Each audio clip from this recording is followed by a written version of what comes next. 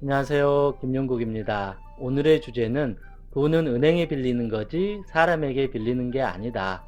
만약 내가 돈을 빌려줬다면 그 돈은 못 받는다. 아니면 내가 차라리 준다는 마음으로 주는 것이 속이 편하다. 돈을 빌릴 때는 정말로 당장 갚을 것처럼 말하잖아요. 그러면 우리도 사실은 여유가 없잖아요. 그래서 10만 원, 100만 원, 1000만 원 이렇게 돈을 빌려줍니다. 그럼 친구는 야, 내가 한 달 후에 갚을게. 내가 이자 10% 쳐줄게. 그런데 한 달이 지났는데 아무 말도 없어요. 그럼 나는 물어보잖아요. 야, 왜 돈 안 갚어? 하면 오히려 더 정색을 하는 경우가 있죠. 아, 좀만 기다려. 내가 갚으려고 했는데 상황이 되지 않아서 그런 거잖아. 너 너무 재촉하지 마. 그 100만 원 가지고 너무 쪼잔하게 왜 그러냐? 안 그래도 나도 힘들어 죽겠어. 너까지 그러니까 나 괴로워. 내가 어려우냐 알아서 갚을 건데 친구끼리 가족끼리 왜 그래? 이런 식으로 마치 내가 사채업자라도 된 것처럼 나를 공격해 버려요. 아니면 카톡을 그냥 차단해 버리거나 연락을 하지 않아요. 심지어 어떤 사람은 도망가 버려요. 아예 모든 것을 차단하고 잠적까지 한 경우도 있어요. 최근 제 지인 중 한 명도 믿었던 친구한테 수천만 원의 사기를 당했습니다. 이렇게 말하고 있는 저 역시도 수천만 원의 돈을 빌려주고 여전히 한 푼도 받지 못했습니다. 그러면서 처음에는 이 사람이 갚을 거라는 확신을 갖고 빌려준 거잖아요. 그런데 시간이 지나면 지날수록 왠지 돈 갚으란 소리를 하질 못해요. 갚으라고 말해도 이젠 나만 이상한 사람이 되고 내가 죄의식이 생겨요. 저녁마다 잠을 못 자요. 화를 내요. 그렇다고 괜히 이 사람한테 화내고 욕하면 이 사람이 화가 나서 돈을 안 갚아버리면 어쩌지? 내가 뭐 증거도 없고 증인도 없고 공중도 없는데 그냥 이 사람이 하란 대로 그냥 가만히 기다려야지 내가 빌린 돈을 갚을 수 있겠구나. 이런 생각을 하게 되잖아요. 그러니까 받을 수가 없다는 거죠. 그런데 더 문제는 공중을 쓰더라도 또 갚을 길이 없어요. 이 사람이 돈이 없어요. 배째? 나 그냥 법대로 해. 감옥 갈 거야. 해버리면 나의 소중한 돈은 하루아침에 잃게 된다. 그래서 물론 돈을 빌린 사람은 정말로 절실해서 빌렸을 거예요. 그거를 악용하는 진짜 못된 사람들도 있고 너무 힘들어서 빌려달라고 한 사람들도 있어요. 저는 이 돈 빌리는 사람을 무조건 나쁜 사람이라고 말하고 싶지 않아요. 얼마나 힘들었으니까 친구나 누군가한테 손을 벌리겠어요. 이것도 엄청나게 자존심 상하는 일이에요. 그러면 그 정도로 자존심 상하고 돈을 빌렸고 돈을 빌려준 친구의 마음이 고마운 거잖아요. 그러면 목숨 걸고 갚아야 되는데 희한하게 사람 마음이라는 게 화장실 들어갈 때는 엄청나게 그렇게 두려워했는데 절실했는데 화장실 딱 나가고 나니까 알았어. 내가 나중에 갚을게. 왜 그래? 너무 그러는 거 아니야? 이런 식으로 마음이 달라지는 경우를 저는 너무나도 많이 봤습니다. 그러면서 사람 자체가 나쁜 게 아니라 돈이 이 사람을 완전히 그냥 하루아침에 바꿔버리구나. 돈이 악마구나. 그래서 이제는 되도록 돈은 빌려주지 않아야 되겠다. 근데 열에 한 사람 정도는 그래도 갚았던 것 같아요. 그 사람은 어떤 사람이냐면 저한테 200을 빌렸어요. 그러면 저한테 약속을 하대요. 내가 한 번에 다 갚을 수가 없으니까 매달 20만 원씩 밥을 굶더라도 무조건 갚을게.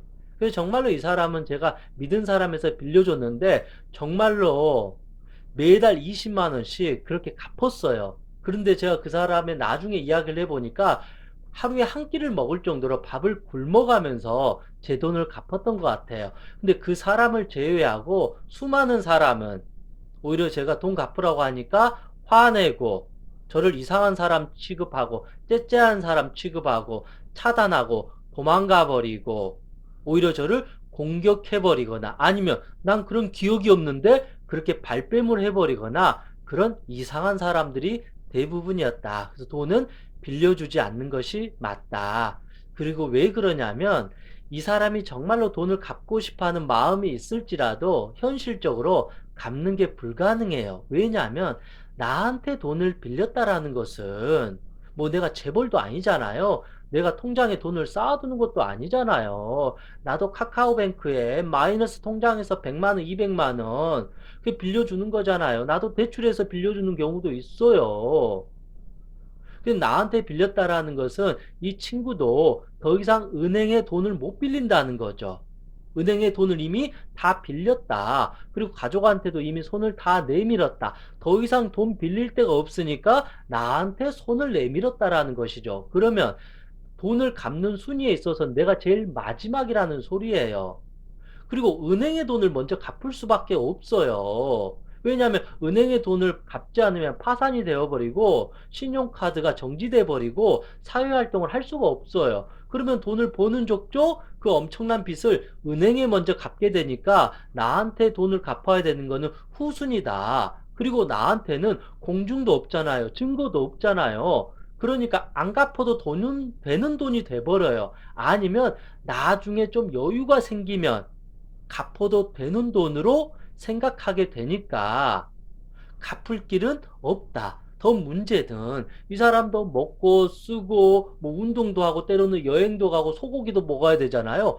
그러면 자기 기본적인 생활을 또 다 해야 되니까 이 사람이 200만 원 벌던 사람이 하루아침에 300만 원, 400만 원, 500만 원 못 벌어요. 오히려 돈이 줄어들면 줄어들었지. 그러니까 자기 생활은 다 해야 되고 은행에 빌린 돈 갚아야 되고 먹을 건 또 다 먹어야 되니까 나에게 빌린 돈은 갚기가 어렵다. 그래서 이 사람은 갚지 않게 될 확률이 거의 대부분이다. 그런 측면으로 봤을 때 내가 빌린 돈은 받을 수가 없다. 그래서 줄 때는 차라리 이거는 내 돈이 아니다. 그렇게 줘버린 게 좋다. 그래서 제 결론은 돈은 빌려주는 게 아니라 그냥 주는 거다. 그런 마음으로 사는 게 더 좋습니다. 그리고 이 돈 관계를 이미 한 이상 자칫하면 인연이 끊어진다. 그렇게 보시는 게 맞을 것 같습니다. 왜냐하면 이 사람이 돈을 원한 기한 내에 갚지 않으면 결국은 인간관계는 끝나게 되고 싸우게 되고 결국은 불신의 벽은 심해질 수밖에 없습니다. 아니면 정말 믿을 만한 사람한테 돈을 빌려주거나 아니면 이 사람이 지금 당장 돈이 없어서 굶어 죽을 상황이거나 당장 수술을 해야 되는데 입원비가 없을 정도 이런 생존과 연결된 경우라면 내가 인간적으로 저 사람한테 돈을 빌려주고 도움을 줄 수가 있지만 그렇지 않는 경우에는 되도록 돈 거래를 안 하는 것이 저는 맞다고 생각합니다. 설령 내가 이 사람한테 100만 원을 빌려줬어요. 그 한 달 후에 110만 원을 갚았어요. 그걸로 근데 끝나지가 않아요. 이 사람은 나중에 또 돈이 필요하면 야, 내가 이번에는 또 갚을 테니까 500만 원 빌려줘. 한 달 후에 550 갚을게. 또 그렇게 해서 1000만 원 빌려줘. 그러다가 결국은 사기당하는 경우가 많이 있습니다. 그래서 설령 빌려주더라도 이 한 번으로 끝나야 된다. 아니면 차라리 그냥 욕먹고 그냥 너 진짜로 째째하다. 친구끼리 왜 그래? 그렇게 나쁜 놈 소리 듣고 그냥 인연이 끝나는 게 낫지. 고작 50만 원, 100만 원 그 돈 때문에 그 돈 안 빌려줬다고 해서 넌 친구도 아니야. 이렇게 말하는 그 친구가 정말로 친구가 아니다. 그럴 바에는 당장 막노동이라도 뛰어서 날밤 새서라도 돈을 벌 수가 있다. 저는 그렇게 생각합니다. 제가 왜 이렇게 강하게 주장을 하냐면 제가 한 6년 전에 그때 미쳤나 봐요. 제가 번 돈 재산 그 1억을 주식에 다 투자하고 3천만 원 대출까지 했어요. 그래서 완전히 그냥 다 날려버렸어요. 빚이 저는 3천만 원 있었어요. 그런데 제가 주식에서 거지가 되기 전에 저도 3천만 원인가 4천만 원 누군가한테 빌려줬어요. 한 푼도 못 받았어요. 그런데 저는 꾸역꾸역 그 은행의 빚을 제가 한 7년 동안 갚았어요. 그런데 생각해 보니까 그 원금이 3천만 원이고 이자를 한번 계산해 보니까 이자가 대략 3,300만 원인 거예요. 저는 누군가한테 호구지대 가지고 3천만 원 이상 돈 빌려주고 한 푼도 못 갚았어요. 은행에 3천만 원 빌려가지고 이자만 3,300만 원 냈어요. 제가 작년에 저희 엄마한테 내가 얼마나 엄마 힘들었는지 알아? 하면서 이 얘기를 했더니 이 바보야 엄마한테 말하지. 그러면 내가 집을 팔아서라도 내가 도와줄 텐데. 그런데 그때 저희 엄마 집이 3천만 원이었거든요. 그러면 어떻게 하겠어요? 물론 제가 미친 척하고 엄마한테 살려달라고 하면 저희 엄마가 그 3천만 원 집 팔고 그렇게 하겠죠. 물론 저도 여기저기 하려고 하면 빌릴 수가 있는데 그 사람의 돈을 1, 2년 안에 못 갚아요. 10년 동안 제가 꾸역꾸역 벌어야만이 갚을 수 있는 건데 그래서 그럴 바에는 내가 차라리 한 끼를 먹더라도 꾸역꾸역 갚는 게 낫다. 저는 이런 마음으로 피눈물을 흘려가면서 왜 제가 그랬을까요? 왜냐하면 이건 내가 싼 돈이니까 내가 처리해야 된다.